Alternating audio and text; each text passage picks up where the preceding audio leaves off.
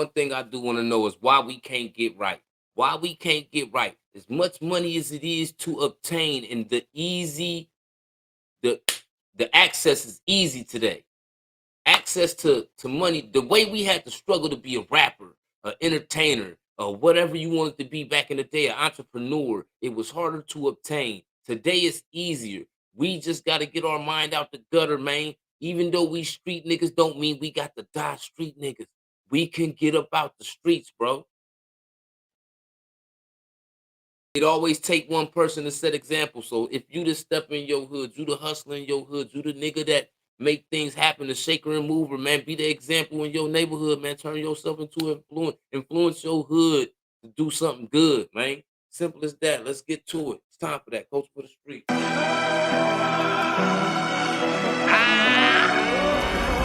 Sacrifices, nigga. You ain't gonna go through life and don't sacrifice shit, nigga. Sometimes it's gonna be time.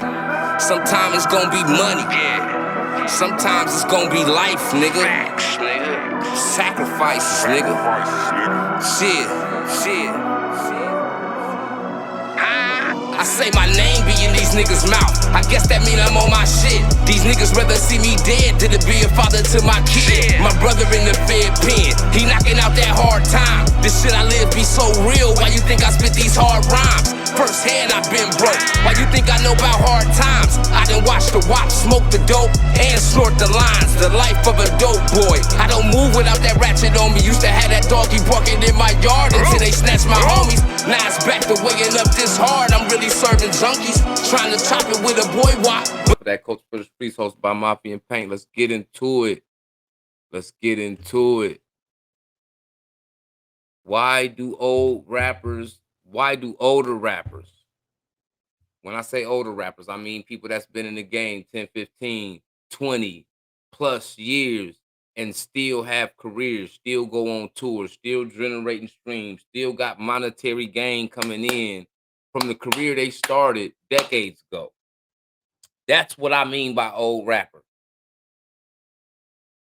Versus the young rappers of today, the bracket where NBA young boys sit in, the dirt bracket, the bracket of the young generation. I'm talking about under 30. Why can't the younger artists have longevity in their careers to the point where even when they exit the career is still there for them, as far as them being a brand still. Still being able to prosper as an artist, even though you're not being an active artist, you still go on tour, you still do pop-ups, you still do walkthroughs, you still getting paid for merch and whatever you created in the process of you building a career as a rap artist. It's short-lived for younger artists, younger rappers in the game. That longevity necessity is short-lived in the younger generation of rap music today, because today, I'm not going to say the money doesn't matter to younger artists. I'm not going to say that. But when you come from environment where it's poverty stricken, it's heavy on the negativity, the peer pressure is up, you influenced by all the wrong things instead of the right things. When you come from that, it's hard to channel that out your brain and put your foot into something else that you know you can do, because we all possess talents that we all often doubt. Like if you can play basketball good, you might be good enough to, you never know how good you can get to prosper enough to go to college and maybe make it to the NBA or be a football star and possibly make it out of your environment and progress in life. Shout out to Juice Scruggs, hometown hero where I'm from, because since the early 90s, we haven't had anybody from my city in Ohio drafted to any major sport. And we talking about somebody, I know his family. I watched him grow up. He ducked a lot of negativity, and even ducking a lot of negativity found his family, and he still stayed focused enough to be able to Get out the jam, get out the environment, get out the trench that he felt he was in, the crab in the bucket effect. He got away from that and he prospered. Now he's an NBA, not a prospect because he got his jersey. He playing with the Houston Texans. Shout out to my nigga Juice Scruggs, man. Um, and his family because they, it takes a village to raise a child. And now today's world, the village is gone. So they were the backbone for him. So you got to commend that too, because we don't always see that like we should in the black community, especially in poverty stricken neighborhoods. It's more separation than it is unity. You feel me? But when you come up out of that as an artist, you in the hood, whether you robbing, you stealing, you doing anything more extreme than that. You really doing it as a tool to survive. It's not because it's just fun to do, or yeah, I'm doing this because yeah, that's fun to do. No, we do it because we need to survive. If you had to go stand on the corner every day and chase down cars to make some money, that's what you did every day because you knew that was necessary for you to survive. And we can't look down on the younger generation of rappers today because they coming fresh out of that. There is no more artist development with labels. It's barely even labels now because artists today blow up more by themselves than they do with a label. So you got more artists today staying independent versus signing labels. So they making a big sum of money. By the time they do sign these deals, they end up with millions of dollars. So you got to think about it. You come from a poverty-stricken neighborhood. All you know is what you've been doing for the last probably decade, probably 7 years, 5 years, whatever. It's hard to channel that out your brain that you don't have to do it no more because your op's still the same, regardless that you got a $2 million bag. When you go home, them niggas you was hitting the corner on and doing your thing on, getting out, doing your stuff on, they still there. They still won't get back. They still got all the smoke in the world for you. The people that hated you when you left, they still hate you. They just put a smile behind it now. The people in your family become needy. All these things start to happen. So on top of having to deal with you, the fact that you have to change the way you think and focus on what's important, you got to deal with all these other things. And we talk about young men. We talk about young niggas that's getting bags when they 16, 17, 18, 19, 20, 21, and don't got no guidance. $2 million, $3 million, $4 million, and don't got no guidance. They're gonna go buy. They gonna go spend $1 million up. They gonna go make sure all they niggas got guns and neck. That's what they gon' That's just what they gonna do. Because at the moment, they don't have nobody in their ear like, bro, I understand where you came from, but now it's time to transition and do something different. Some people get lucky enough to have that person that they look up to enough that they consider every time they say something to them. They not getting offended by because I got the money and you trying to tell. Some people got that type of ego, and a lot of young niggas got that ego. When I was a young artist, I didn't care about what you were saying to me. I heard 1,000 niggas say, yo, you need to chill because you know what I'm saying? You can go do something with this. And I'm still like, nigga, at the end of the day, I'm still stomp down street nigga. But the stomp down street nigga in you will jeopardize the money you making or the money you got a chance to make, the career you got a chance to have. And that's what young rappers need to understand. That's why you got Snoop Dogg, Ice Cube, Cameron, E40, Birdman, Jay-Z, 50 Cent, Nas, Geto Boys, Trick Daddy. You got a whole bunch of people, and it's a whole, I could keep going. You got people like Zero, Trader True. Even as separate artists, Scarface had decades in, he still drops music when he feel like it, and it's still gonna stream. It's still gonna because he has longevity. At the end of the day, you got to keep your eyes on the prize before you lose it. And we watching a lot of people lose it. Look at K Flock. Look at D Thing. Look at Chef G. Look at Glock 9. Look at Hot Boy. Look at Pooh Shiesty. Look at Fujiano. And I could keep going. And that ain't even counting the ones that actually lost their life due to the environment. extension, people that lost their life not even being in a situation where they was actually participating in the negativity at that time.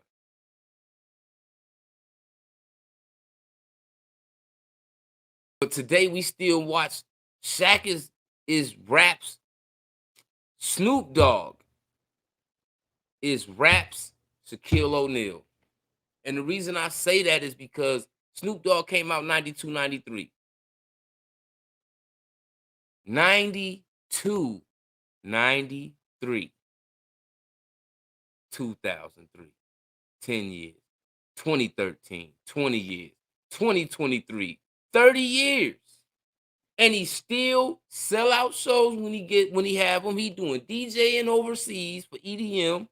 He doing so many things that you never would have thought the Chuck Taylor blue rag wearing, gang banging, Snoop Dogg murder case beating Snoop Dogg would have been doing decades later.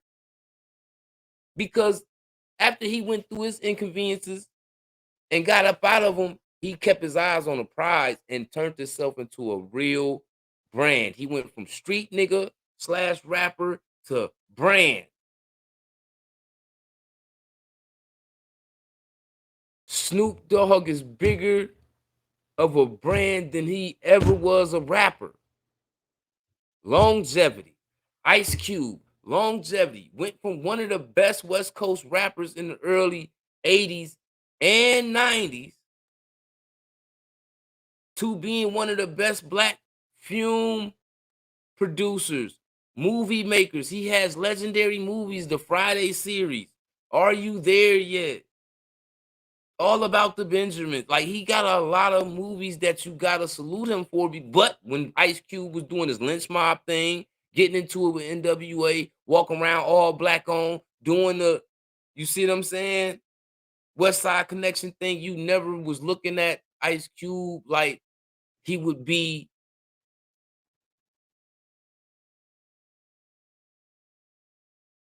in a bracket that we would look at him like Spike Lee, Mike Singleton, the Hughes brothers, like people that's really staple in movie production. Ice Cube did that. Look at Jay-Z. You come from hustling. You come from Marcy Projects, the trenches. Jay-Z came out really being up under Big because Big was the nigga from NYC, man. Unfortunately, Biggie lost his life on the West Coast, but Jay-Z sprouted, continued to sprout, built the legacy with Rockefeller. Even after Rockefeller crashed, he still went on to be successful. Shoes, clothes. He's a mogul now. Now everybody that wants to be a successful entrepreneur in rap want to be around Jay-Z because he set that standard. Look at 50 Cent. He came in fending for his life, just had got shot 13 times. Wearing bulletproof vests everywhere he went. But when he really started focusing and kept his eyes on the prize, everybody around him made some money.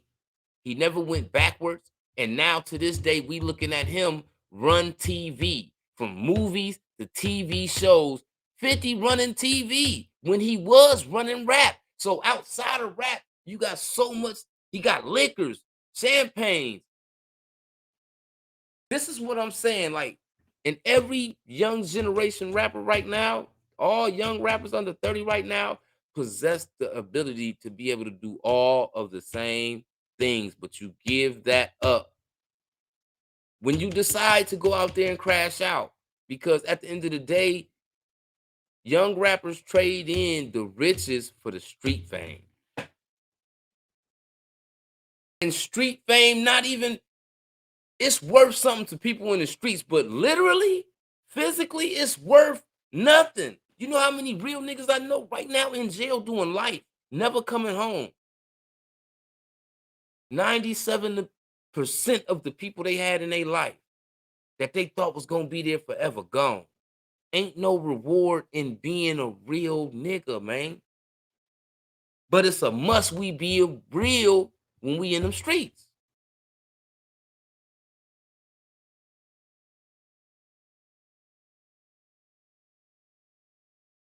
And social media has created a poison for the young generation because where we used to deal with our hold court in the streets, we don't hold court in the streets like we supposed to be holding court in the streets.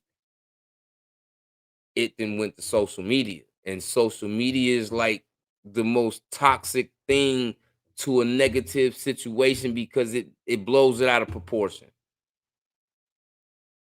Look how many young rappers, man, just made their way in. Just got the millions, just got the money, just got themselves straight to where they can get their circle straight, their family straight. And they traded it in, bro, to be street niggas. So you went from a $2, $3, $4 million nigga and you was willing to throw all of that away just for the fact you want at the end of the day, you want to be that street dude. Well, let me tell y'all this before I get up out of here, man. It might seem important now because you young, but when you 30 and up, your kids is 10, 15, finna graduate in a few years, you really done watch your family grow. The progress you didn't make in the past to situate you in the present and the future, you gonna regret it.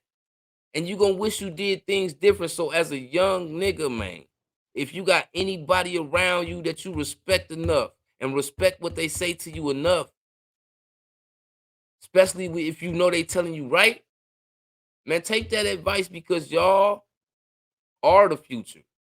Keep in mind, Snoop Dogg's not going backwards. He's not going to be 19 again. He's not going to be 21 again. So he's going to always be what he used to be when he came out. He's not going to be that is like chasing the crack high. The first 15 seconds they said supposed to be the thing they chasing for the rest of their life. So, you know what I mean? It's the same thing. You don't get that same 15, that first 50, you don't get that same first 15 seconds of fame. Put it that way. So when you do get it and it comes with a bag of money attached to it that you can alter your life and establish stability within your family and your loved ones and your friends, make that what's most important because we watching a lot of young niggas trade the riches in for the street fame. And them two things ain't even worth it, bro. They not even equal on the scale. Because if the streets is always weighing more than stability and the opportunity you got to provide stability, the minute that the streets overweigh that, you want to stopwatch because the game guy gonna make sure he strip everything from you. Look at D-Thing. Look at K-Flock. These East Coast niggas from New York, Bronx, was doing their thing. Just getting to a bag, just blowing up, but they chose. They chose because one thing they didn't realize, I don't think that they realized is, okay, y'all from these gangs, these crews, but what your crew and what your gang need to realize is you they way out too. So they got to weed you, they got to keep that umbrella over you so you don't get wet when it rains. So in the future, the umbrella can be over them too, so they don't get wet neither when it rains. I'm out of here, man. Let me know what y'all think, man. And shout out to everybody that's been subscribing to the channel, man. We about to hit 10K soon, man. Just stay tapped in. Trap always open. It's time for that Culture for the Streets, man. Hosted by Mafia and Paint, man. Shout out to all the youngins, man. Get your money, but keep the money. Don't lose it trying to be something that's going to play out in a few years because you eventually grow out of being a street dude. I'm out of here.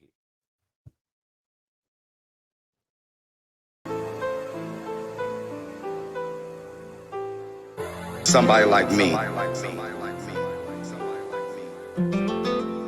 Somebody like me is supposed to have a dream.